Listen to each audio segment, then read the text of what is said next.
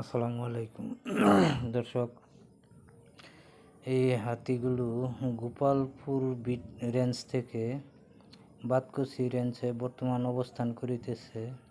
এই দলে 40-42টার মতো হাতি রয়েছে। হাতিগুলো বাতকুচি রেঞ্জে অবস্থান করিতেছে। সকল এলাকাবাসীর জন্য একটি সতর্ক সংবাদ।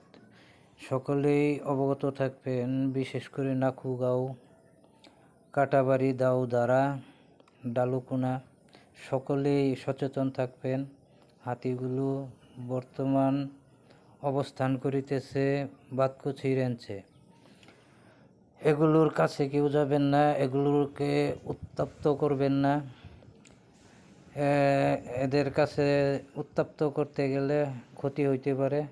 ওদের মতো ওদেরকে থাকতে দেন, নিরাপত্তা বজায় রাখেন, সকলেই সচেতন থাকেন, সকলের জন্য মঙ্গল।